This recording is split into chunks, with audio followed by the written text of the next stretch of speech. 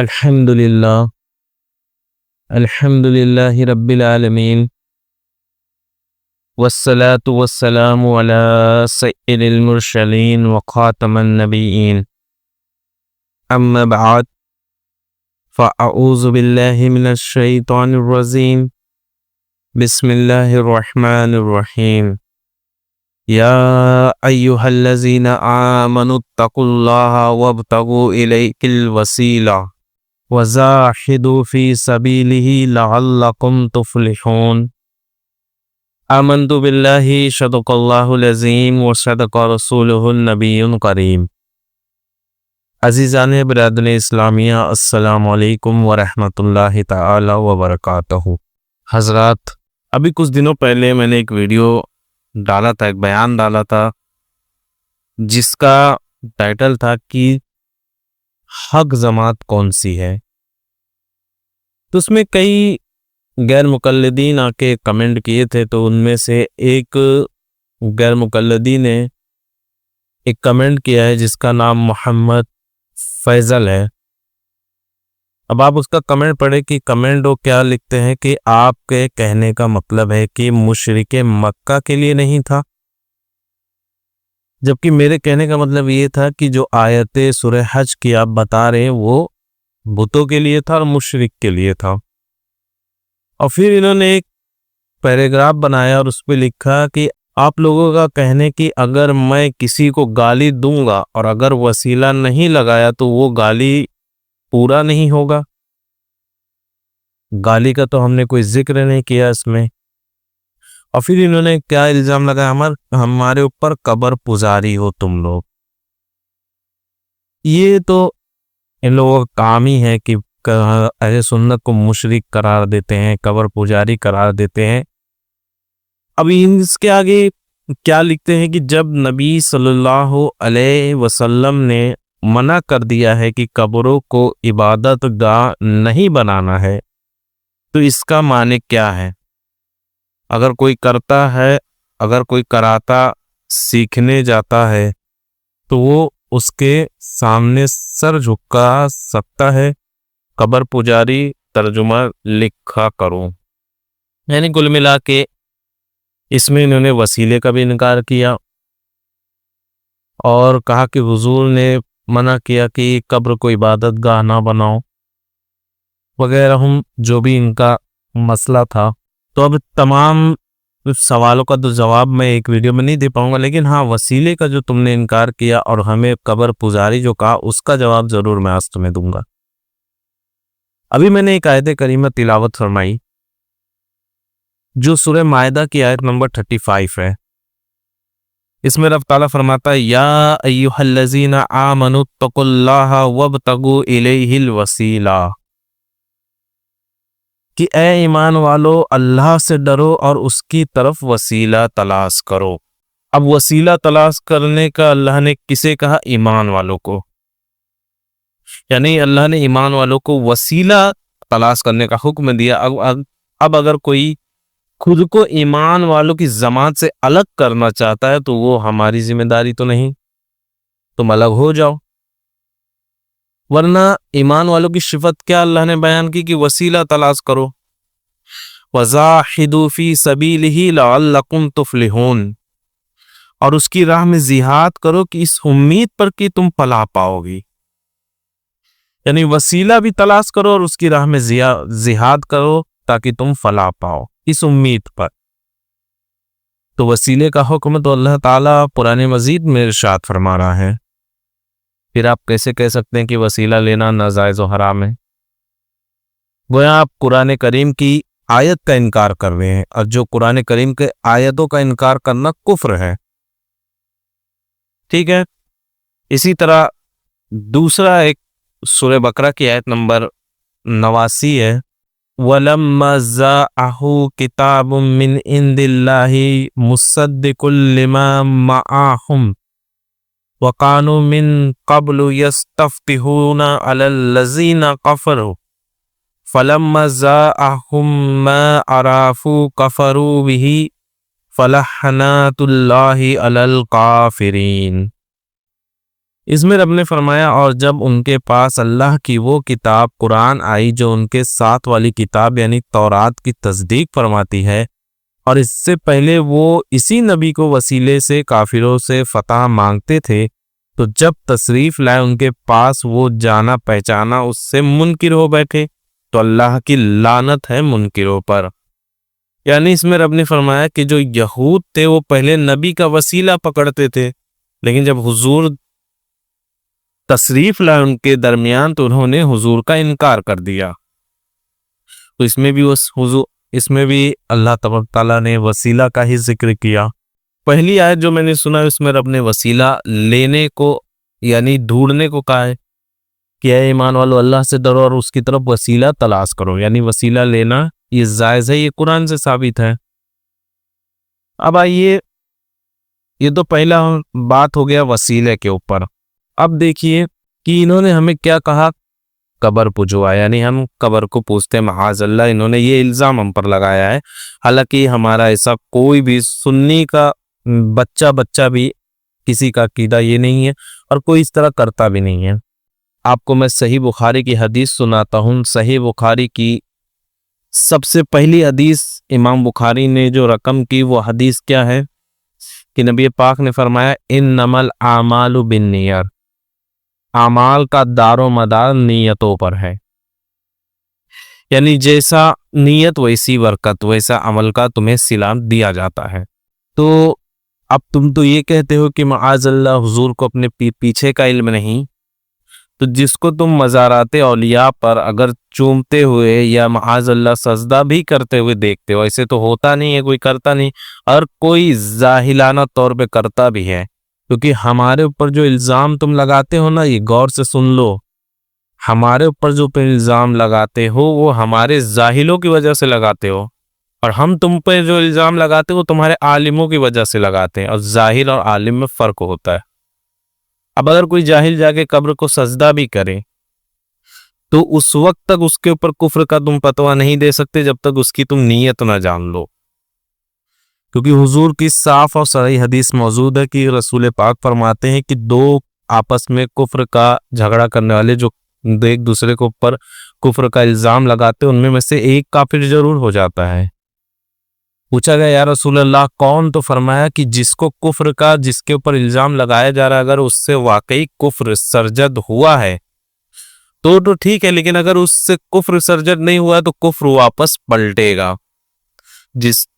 جس نے کفر کا الزام لگایا وہ حقیقت میں کافر ہو جاتا ہے۔ تو اب تم کیا دلوں کے حال جاننے والے بن گئے ہو کہ تم دھڑلے سے کہہ دیتے ہو کہ اس نے شرک کیا، اس نے کفر کیا؟ اگر کوئی مزارات اولیاء پہ سجدہ کرتا ہے تو پہلے اس کی نیت ہمیں دیکھنی ہوگی کہ نیت کیا ہے، کیونکہ حضور نے فرمایا انما الاعمال بالنیات، مومن کے اعمال کا دار و مدار نیتوں پر ہے۔ یعنی اگر کوئی شخص نماز پڑھنے جائے اور نماز کی نیت ہی نہ ہو تو کیا اس کی نماز قبول ہوگی؟ کبھی نہیں قبول ہوگی۔ کیوں؟ کیونکہ نیت ہی نہیں تھی۔ اسی طرح اگر غسل کرتا ہے بندہ تو غسل کی نیت ہونی چاہیے، وضو کرتا ہے تو وضو کی نیت ہونی چاہیے، یعنی ہر کام خیر میں جو کام وہ کرتا ہے اس میں نیت ہونا ضروری ہے۔ تو اب اگر کوئی مزارات اولیاء پہ سجدہ کر رہا ہے تو کیا وہ ضروری ہے کہ وہ عبادت کا ہی سمجھ کے سجدہ کرے؟ معاذ اللہ، ایسا تو کوئی سنی کا تو بچہ بھی ایسا نہیں کرے گا۔ ہاں یہ ہے کہ کچھ جاہل لوگ یہ سوچتے ہیں کہ ہم تعظیم کی وجہ سے سجدہ کرتے ہیں، تو جو سجدہ تعظیمی ہے یہ حرام کاری ہے، یہ شرک کا نہیں کہ اس میں آدمی مشرک ہو جائے، ہاں یہ کہا جائے گا کہ اس نے گناہ کبیرہ کیا، حرام کام کیا۔ اب اگر کوئی یہ کہے کہ میں معبود سمجھ کے سجدہ کر رہا ہوں تو اس پہ اب کفر کا فتویٰ لگے گا کہ وہ کافر ہو جائے گا، فوراً دائرہ اسلام سے خارج ہو جائے گا۔ کہ اگر کوئی اولیاء کو معبود سمجھے معاذ اللہ، حالانکہ کوئی سمجھتا نہیں، کوئی سمجھے اگر، تب وہ کفر کرتا ہے۔ شرک کا ڈیفینیشن ہی یہی ہے کہ اللہ کی ذات و صفات میں کسی کو شریک ٹھہرانا۔ تو اب کوئی اولیاء کا عبادت تو ہم نہیں کرتے، اہل سنت والجماعت، ہم خود رسول اللہ کی بھی عبادت نہیں کرتے، تو تم کیسے ہم پہ یہ کہہ سکتے ہو کہ ہم قبر کو پوجتے ہیں؟ پھر تو ابھی میں بات اگر اس پہ کروں تو بہت لمبی گفتگو ہو جائے گی، قبر کو پوجنے کا جو تم نے ہم پہ الزام لگایا یہ غلط بات کرتے ہو تم، یہ بہتان ہے تمہارا ہم پر. اور محمد فیضل میں تمہیں بھی کہہ رہا ہوں کہ اگر اب تمہارے پاس اگر جواب ہوگا نا تو مجھے جواب دینا، میں بھی کچھ حدیثیں تمہارے سامنے رکھنے والا ہوں. پہلی تو قرآن کی جو آیت میں نے وسیلہ کے لیے سنائی وہ، اب دوسری ایک حدیث میں وسیلے کے اوپر جو سنا رہا ہوں وہ صحیح بخاری کی حدیث ہے. اور صحیح بخاری کی حدیث کیا ہے کہ حضرت موشد بن سعد رضی اللہ تعالیٰ عنہ سے روایت ہے، یعنی حضرت موشد بن سعد بھی اس کو راوی ہیں. وہ روایت کرتے ہیں کہ ایک مرتبہ حضرت سعد بن ابی وقاص رضی اللہ تعالیٰ عنہ کے دل میں خیال آیا کہ انہیں ان لوگوں پر فضیلت ہے جو مالی لحاظ سے کمزور ہیں.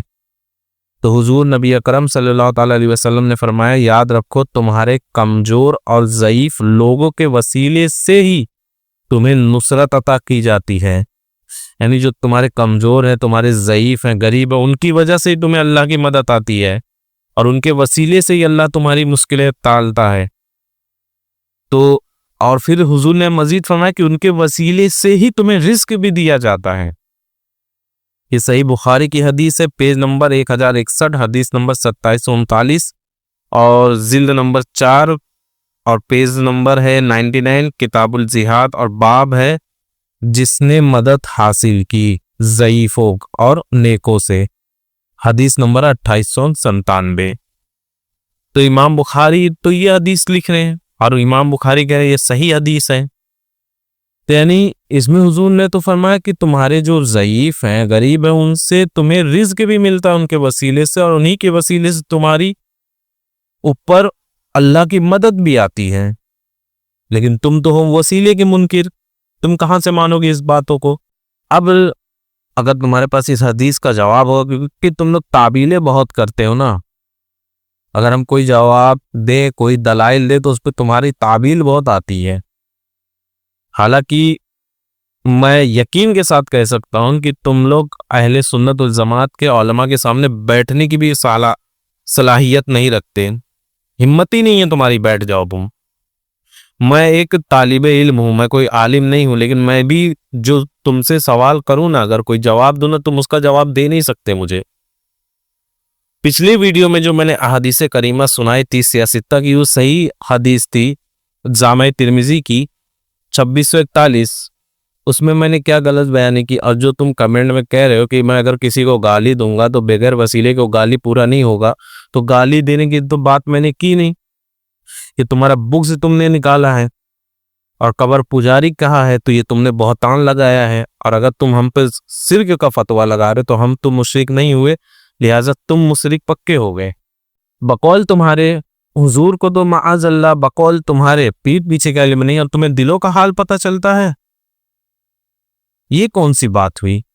اور اگر تم کہو نہیں ہمیں دلوں کا حال نہیں پتہ چلتا تو تم نے مشرک کا شرک کا فتویٰ کیسے لگا دیا کسی کے اوپر؟ جب تم اس کے دل کے حال سے واقف ہی نہیں ہو تو شرک کا فتویٰ کیسے لگا سکتے ہو تم؟ اب سنو اہل سنت والجماعت کا عقیدہ کیا ہے. اہل سنت والجماعت کا عقیدہ یہ ہے کہ اگر کوئی شخص غیر اللہ کو تعظیم کا سجدہ کرتا ہے تو وہ گناہ کبیرہ کرتا ہے، کیونکہ حضور کی صاف حدیث موجود ہے. نبی پاک ارشاد فرماتے کہ اگر میری شریعت میں تعظیم کا سجدہ غیر اللہ کو جائز ہوتا تو میں تمام عورتوں کو حکم دیتا کہ وہ اپنے شوہر کو سجدہ کرے، لیکن میری شریعت میں تعظیم کا بھی سجدہ غیر اللہ کو جائز نہیں سوائے اللہ کے. تو اگر کوئی شخص تعظیم کا سجدہ غیر اللہ کو کرتا ہے، کسی ولی کے مزار پہ کرتا ہے، تو وہ حرام کاری کرتا ہے، یعنی یہ کہا جائے گا کہ گناہ کبیرہ ہے، یہ وہ مشرک نہیں ہوتا اس میں. ہاں اگر کوئی یہ کہے کہ میں اسے معبود سمجھ رہا ہوں تو فوراً کافر ہو جائے گا. اگر نکاح میں تھا تو نکاح اس کا ٹوٹ جائے گا، اور ایسا کافر کہ اس کے کفر میں شک کرنے والا بھی کافر. تو شرک کا ڈیفینیشن ہی یہی ہے کہ اللہ کی ذات و صفات میں اس جیسا یا اس کے برابر ٹھہرانے کو شرک کہا گیا ہے. تو معاذ اللہ کوئی اولیاء کو تو خدا یا خدا کے برابر نہیں کہتا، کوئی رسول اللہ کو بھی خدا یا خدا کے برابر نہیں کہتا. پھر تم یہ کیسے ہم پہ الزام لگاتے ہو؟ اب اچھا، یہاں تک تو ہو گیا تمہاری جواب کی بات، جو میں نے تمہیں جواب دیا، جو تم نے اس میں ہم پہ الزام لگایا اس کا جواب۔ اب دوسرا، تمہارے علماء مزار پہ اگر کوئی جائے تو اسے کہتے ہیں کہ مزار پہ جانا حرام ہے۔ اب میں ویڈیو تو نہیں لگا رہا ہوں کیونکہ ویڈیو میں لگا سکتا ہوں، اب یہ بتاؤ کہ مزار پہ اگر جانا حرام تو کیا مندر پہ جانا جائز ہے؟ تم کہتے ہو کہ مزار پہ جانا حرام ہے، تو مندر پہ جانا کہاں سے جائز ہو گیا؟ مزار جہاں اللہ کی ہر وقت رحمتیں برستی ہیں، جہاں اللہ کے صالحین ہوتے ہیں، وہاں اللہ کی رحمت ہوتی ہے، اور جس مزار پہ تمہارا طارق منحوس جا رہا ہے وہاں اللہ کی لعنتیں ہیں، تو کیسے وہ توحید کا ٹھیکیدار ہو گیا؟ میں تو ایسے لوگوں کو جو مندروں میں جاتے ہیں نا، ان کو تو میں مومن بھی نہیں سمجھتا، وہ تو مسلمان بھی نہیں ہے جو بت کے پاس جائے۔ اور معاذ اللہ کیا کہتا ہے کہ وہ بت کہاں ہے، ہمیں اس سے سلام دعا نہیں ہو سکتی، معاذ اللہ، یعنی یہ جا رہے ہیں بتوں سے سلام دعا کرنے۔ اب اگر ہم نبی پاک کی بارگاہ میں سلام عرض کرتے تو کہتے نہیں تم مشرک ہو گئے، اور تم بتوں کو سلام دعا کرنے جاؤ تو توحید کے ٹھیکیدار، یہ کون سی بات ہوئی؟ فاتحہ کھانی تمہارے لیے ناجائز و حرام، اور پرساد کھانا جائز، یہ تو تمہاری دوگلا پالیسی ہے۔ اب وہ ساری ویڈیو تو نیٹ پہ موجود ہیں، اور کیا کہتا ہے، اب بہت سے لوگ ایسے ہوں گے جو کمنٹ میں آیا کہ یہ کہیں گے کہ بھائی انہوں نے تو اس میں یہ بتانے کی کوشش کی کہ دیکھو یہاں ہندو مسلم ساتھ ساتھ رہتے ہیں، محبت سے رہتے ہیں۔ بھائی ہندو مسلم کا ساتھ اور ایکتا بتانے کے لیے تم مندروں میں جاؤ گے، کالی جو ان کا مورتی ہے ان سے سلام دعا کرنے بیٹھو گے، اور اس میں اس نے لفظ استعمال کیا کہ میں اسپیشلی مندر دیکھنے یہاں آیا، یعنی وہ اتنا دور کا سفر سے مندر دیکھنے کے لیے کر رہے ہیں۔ واہ بھائی، اب کوئی بندہ اگر چلا جائے اولیاء کے مزار پر تو تم اسے مشرک کہتے ہو، تمہارا کو سمجھ میں تو کچھ آتا نہیں، اسی لیے کہتے ہیں وہابی جو بولتا ہے وہ سمجھتا نہیں، کیونکہ تمہیں سمجھ میں آتا ہی نہیں کوئی بات۔ اب رہی تمہاری یہ بات کہ تم نے جو ہمیں قبر پجوا کہا اور وسیلے کے خلاف جو تم گئے، وہ تو چلو وسیلے کے خلاف گئے تو تم معاذ اللہ قرآن کی آیت کے خلاف چلے گئے۔ اب جو میں نے بات کہی اب سنو، تم کہتے ہو، تمہارا ایک یہ بھی الزام آتا ہے کہ معاذ اللہ حضور سنتے نہیں، تو سنو، حضور کی تم بات کرتے ہو، میں کہتا ہوں نبی پاک کا کلمہ پڑھ کر مرنے والا شخص جو قبر میں چلا جاتا ہے، قبرستان میں جاتے ہو تو پڑھتے ہو نا السلام علیکم یا اہل القبور، اے قبر والو تم پر سلامتی ہو، تو مجھے بتاؤ حضور نے فرمایا کہ وہ قبر والا تمہارے سلام کا سنتا بھی ہے اور اس سلام کا جواب بھی دیتا ہے، لیکن تم اس قابل نہیں کہ اس کے جواب سن سکو۔ تو جب ایک حضور کا کلمہ پڑھنے والے جب مر جائے، قبر میں چل جائے، اس کی سماعت کا یہ عالم ہے، تو پھر حضور کی سماعت کا عالم کیا ہوگا؟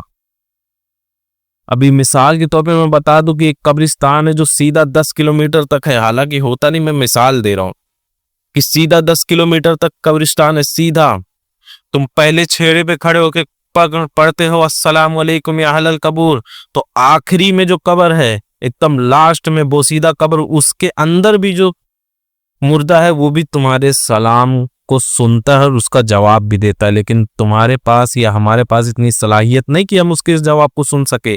تو جب حضور کا کلمہ پڑھ کے مرنے والا جو قبر میں چلا جاتا، جو گنہگار بھی تھا دنیا میں، معاذ اللہ چلو زانی بھی تھا، شرابی بھی تھا، اس کی سماعت کا یہ عالم ہے، تو پھر حضور کے سماعت کا عالم کیا ہوگا؟ اسی لیے اعلیٰ حضرت کہتے ہیں جی یہ شان ہے خدمت گاروں کی، تو سوچو سرکار کا عالم کیا ہوگا۔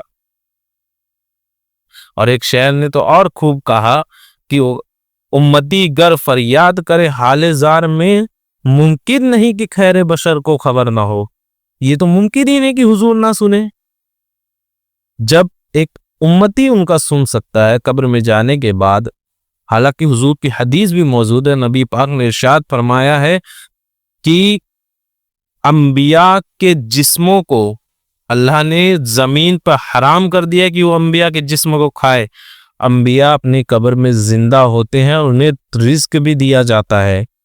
یہ غالباً بخاری یا مسلم کی حدیث ہے، ابھی مجھے یاد نہیں، میں ریفرنس کے طور پہ اگلے ویڈیو یا جب ملے گا موقع، اللہ نے مجھے موقع دے گا تو میں لگا دوں گا، لیکن یہ حدیث صحیح ہے، تم نے بھی سنی ہوگی یہ حدیث۔